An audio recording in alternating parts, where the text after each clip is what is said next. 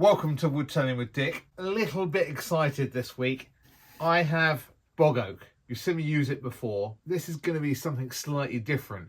Partly because this week I've got myself a nice new set of chisels from Find by Tool. They're cryo-treated, hardened and tempered M2 high-speed steel, which apparently results in 2 to 3 times the wear resistance of regular M2 HSS steel. I do rather like the black handles, I've got to say. They do appeal to me. Not to everyone, some people like that traditional wood or make their own, I get that. But it does feel like and look like and just smell like quality. I just hope they do hold their edge like they say they do. That is uber sharp at the moment, but I will give them a quick edge before I start doing any turning. Then we've got a kind of fairly standard skew chisel with a slightly rounded edge. Supposedly that's going to guard against catching an edge, so we'll give that a try. It's a 1/2 inch fingernail gouge or spindle gouge for detailed spindle work. European hardwood, apparently.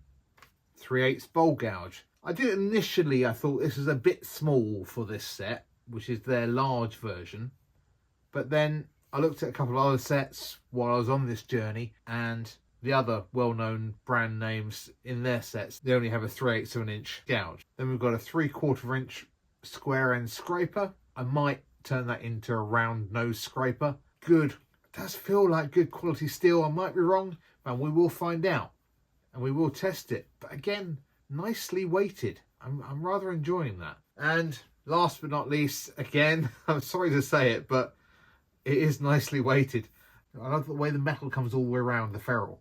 Let's find a place for those in my newly dusted down and tidied lathe area. First time in a few years. I'm not going to show you the whole making of each and every one of what I'm about to make. So we're going to start with just a small one to test the lathe. Oh, look at that. Nice bit of grain. But yeah, let's see how these cracks work out and what I'm going to try and make in a moment. And we'll go from there.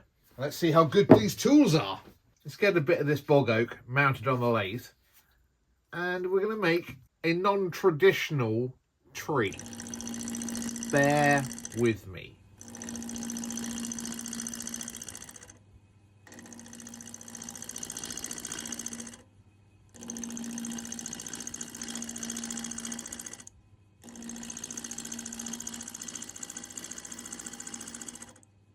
Well, that made short work of that. Lovely and sharp.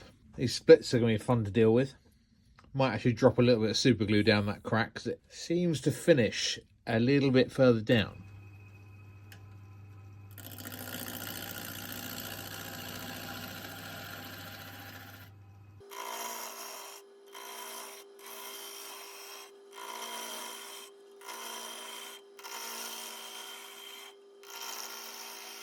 Just going to square the ends up with my new parting tool.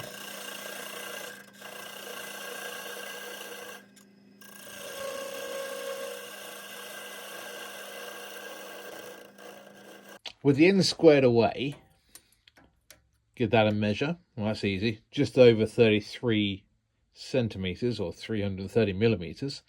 I'm going to take a third, which is going to be there. And that's going to be the top part of my small tree.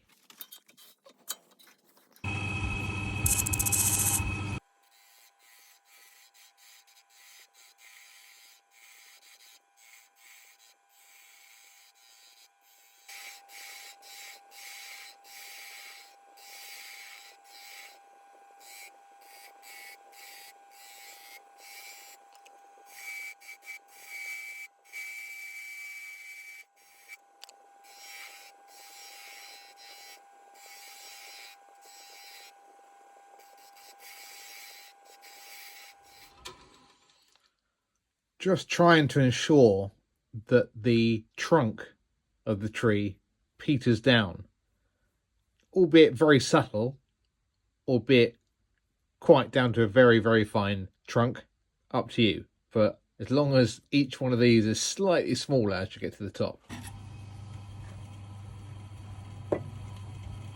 Then believe it or not, the rest of this is going to be trunk. You'll see.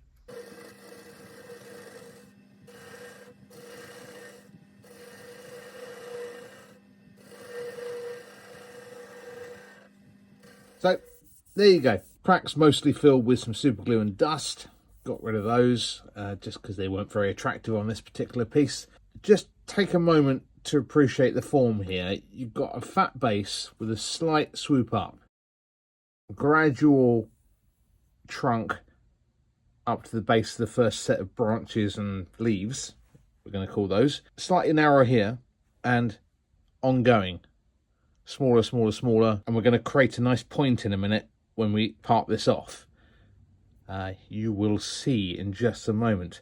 But before we do that, I think I'm going to take the opportunity while it's still on the lathe to give it a coat of wax.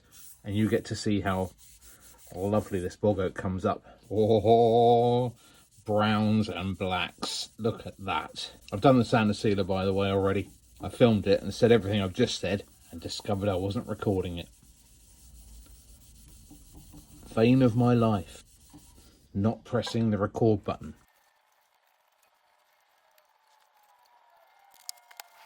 Give that a damn good polish. Yes, I'm using a rag, but I'm not using the lathe running. So the safety police can do one. Right, a little bit more of that, and then we'll pass it off. 2 secs. So I just want to make my shape up and not quite hit the point, and then I can finish it off by hand.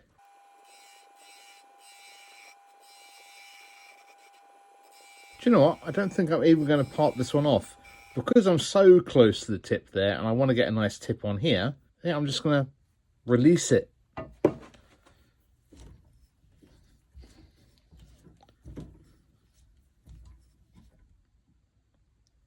And use the sander to take that nib off.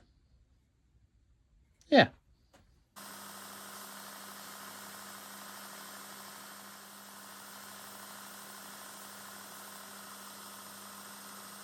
I flattened off the bottom. That's going to get glued to another surface.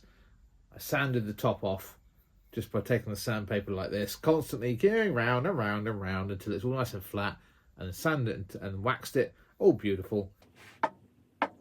Before I show you the idea of what I want to make, quick chat on the tools. They are really good, to be fair.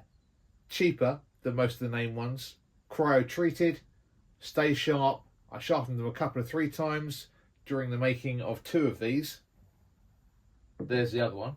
I'm that impressed. I'll put a link directly to the purchase of this set. They also sell lots of other sharp stuff. Loads of sharp stuff. Be careful. Just a word of warning. Things are sharp. You will hurt yourself if handled incorrectly. Now, I'm going to make a short, which is one of those minute-long quick videos, and I'll put that in the description of the video when I finished it, when I finished this piece.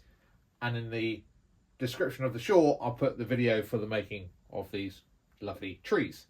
Because this is a bit early days, but what I want to do is have another tree there,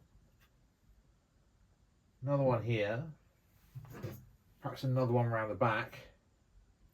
Placement obviously will come in due course. And then you see this. Not this particular piece of wood, but something roughly this size. With a little figure. I'm going to turn that. You know, like the couple I did with the dancing on the floor? I'm going to make the representation of a female, not with the dirty grape dress, but just a feminine form looking up.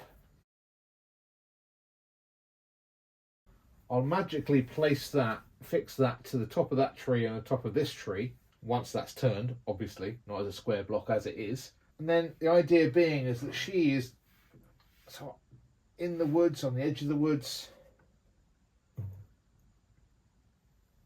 She's just in awe of the moon through the trees. That's what I see. This is what I want to do.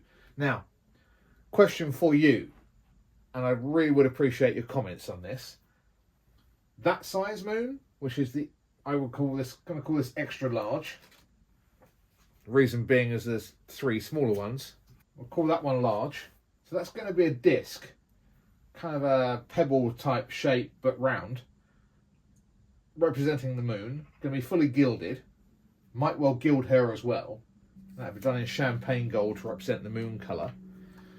So that was the large option. This is the medium. I know it's difficult to tell at the moment because it's not all finished. And I might end up putting this between two of these smaller ones, which actually might be better, rather than giving her a neck ache and looking up at that. Oh well, I'd appreciate your thoughts on size of the moon. Not necessarily positioning, because I'll decide that later, but definitely the size of the moon.